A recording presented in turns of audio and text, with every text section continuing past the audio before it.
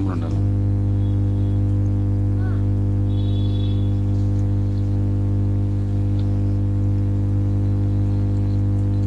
morning, everyone. In the last session, we were talking about project closure, right? So I have given you a brief introduction to project closure. So what is mean by a project closure? When we reaches an project end closure at the project. So these are the few things that we have discussed in the last class. What is the purpose of project closure and why we need to go for project closure? And in today's class, we will be talking in detail about project closure and activities involved in project closure. So today we have two classes, right? So first, initially, we will be starting with project closure. So then we will let's talk on what is an effective closure process and what are the conditions and what are the things that we should restrict on. And at the end, we shall be completing with like what are the processes that are required to be followed for a project closure. So by today we will be completing with module 2. Okay. So as the name tells you that closure, which means the conclusion of a project, or it can be a part of a project, or it can be a complete project.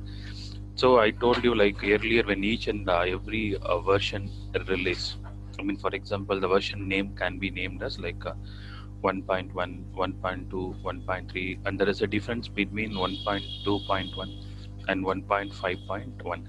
And again, you can find a slight difference between like when I've written something like 1.1.1.1.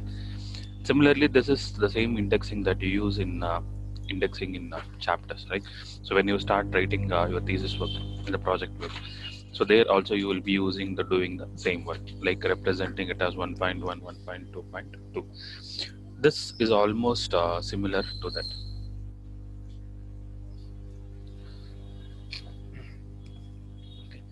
So the final closure will let you to final closure will help you to know about the things, right? So that will bring you the version number once you are reaching the end of your project. If it is a complete project, at the final you will be reaching with a new version number, right? And if you are reaching the part of a project, then the outcome will be just like you can see the change in 1.5.1 or 1.5.2. So in this, this is more important when you reach the end of a project. And the second thing that is to be more talked on reaching the end of the project is time closure. So we should be always at the deadline in that time. So there may be these or final closures in a project, and there can be some intermediate closures. Some cases, if we have some set of activities, when it is not at all connecting to our work to our project, so it is better to ignore all those activities. It is better to ignore them and make your project to be good, free from those things. Okay. So what should we require an explicitly a closure? See, once we have done with the fundamental requirements of a software project, you know, right? So what are the fundamental requirements of a software project? Just give me a minute.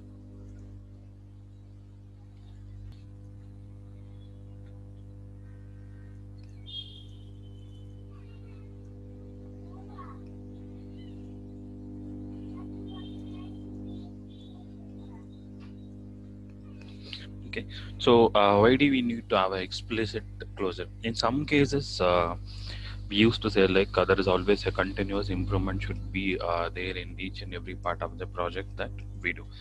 So for each project that we are doing, almost there are two deliverables, right? So for the project that whatever that we do, at the end we will be reaching with two deliverables. And the first deliverable will be the actual product or service, and the second one will be what does that you learned in the work, the knowledge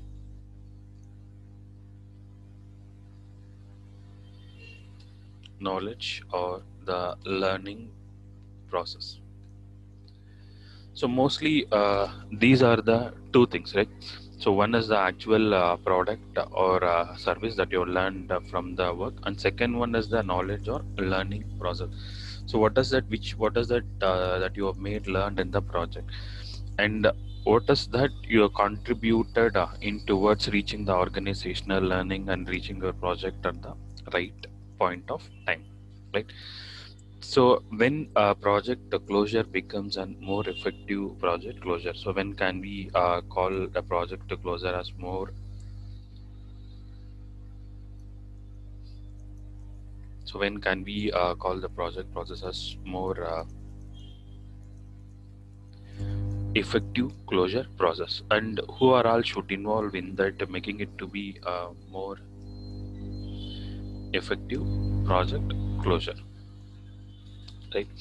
So mostly this effective closure process team should comprise of a few set of peoples, like a project team from a different location, and they need to spend the travel allowances, they need to arrange everything, and they need to come back here.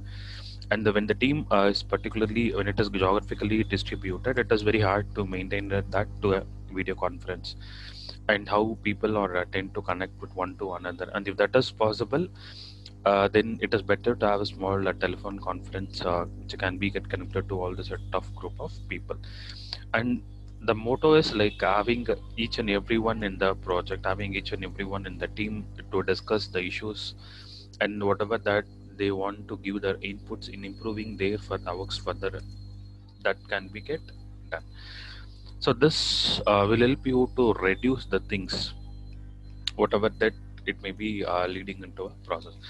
So for effective closure process to be active, there are three things. So one is the meeting should have a point of focus.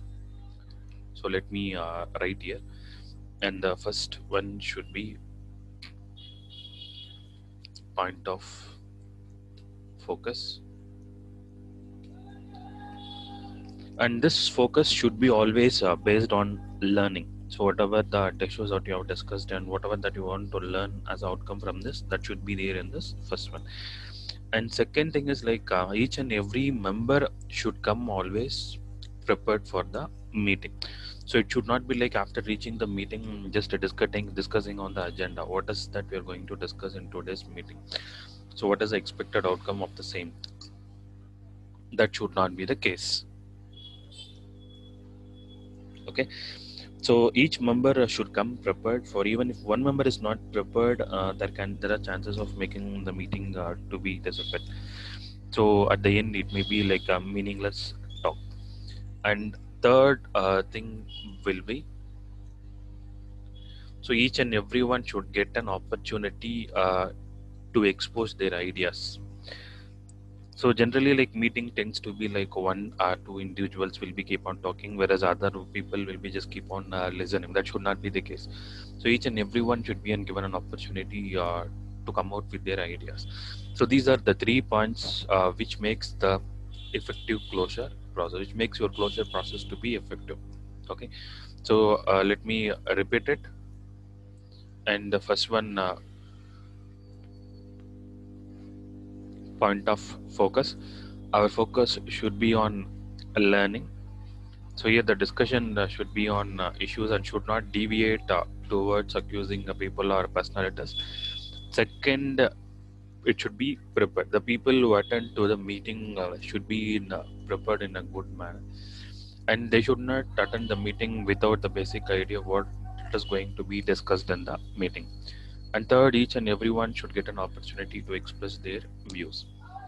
And below you can see the some list of things like there's a suggested process to ensure that the learning is maximized from the closure is. So the main outcome of this is, or the main deliverable is, what is that you are going to learn from the work.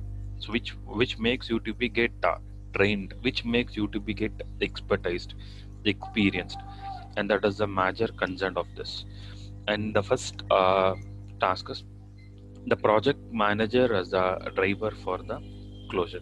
So he is the one who is going to lead the entire set of activities, and he is the one who is going to decide what set of activity has to be carried out, and how that has to be get conveyed to the group of people, and who are the people that are being involved in a particular work, right?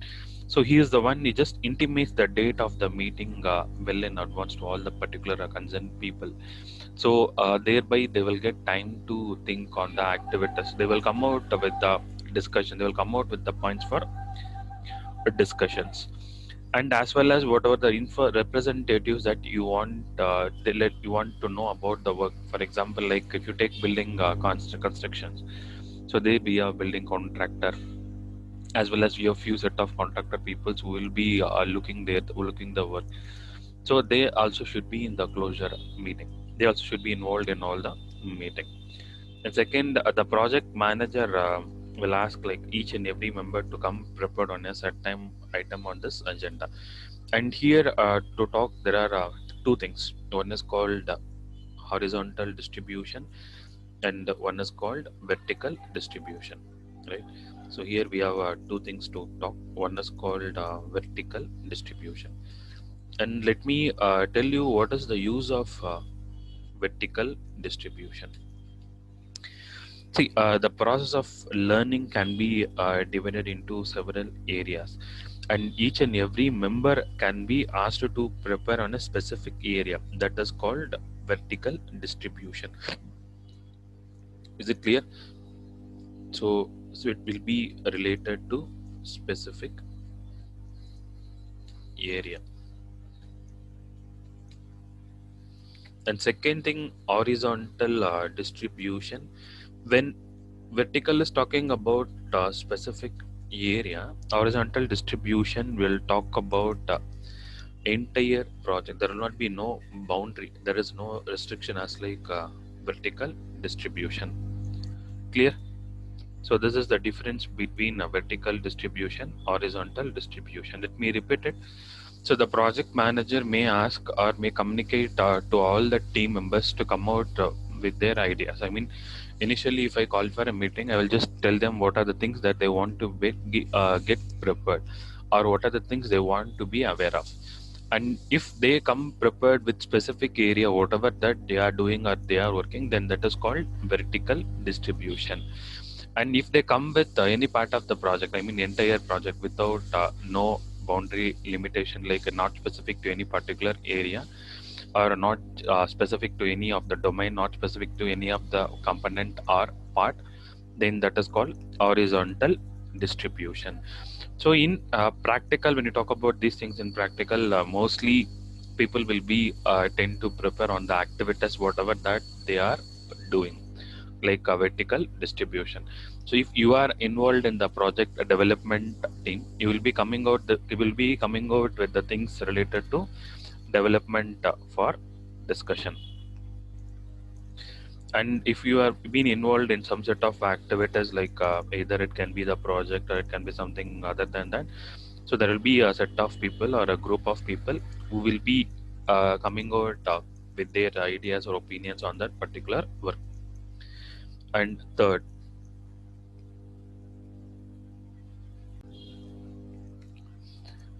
one, so the project manager, the main motto is to come out with a framework, so where each member will be used for preparing the presentation, the complete presentation, like as how you present your final year projects.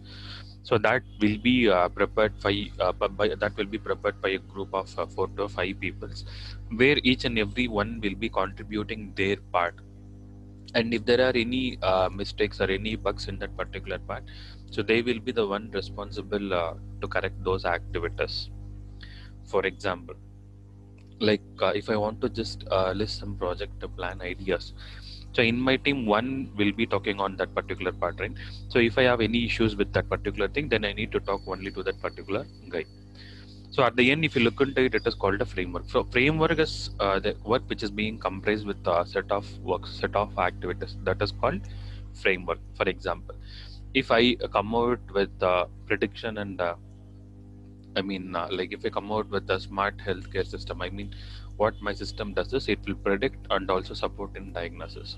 And if you take this overall, it is called a framework. Reason is that for prediction, first I need to collect the data. So first we are talking about data collection and pre-process. Next, I will be talking about prediction. So there I will need certain symptoms, and there I propose some algorithms. And third part I will be talking about diagnosis. So this is not a single work, right? So it is a group of activities, group of works. All this can be completely called as a framework. So for the complete system I can name something called smart healthcare application. So that will be the framework, and these are set of activities. Similarly, the project that we will do will be a framework that will be further comprised of a few set of activities. Okay.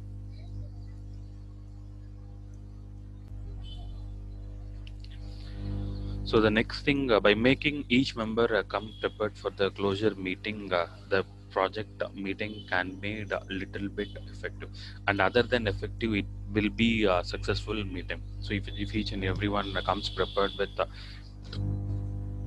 what is that they are concerned, what they are doing. So what will be the outcome of the same. So almost it will be good for them to conclude a meeting for a successful meeting. So in the meeting, the project manager drives the show. So that is the fifth point. So he is the one who is going to lead the entire team, and whatever the debate or whatever the discussions that happens in the work, and finally he is the one going to conclude with the result. Even though it is a discussion or a debate, so that should result in a healthy debate. It should be a healthy debate at the end. And next point is like he documents the proceedings of the closure meeting. As I told you earlier, like at each and every meeting we will be concluding with a set of activities, that is it is called minutes of meeting.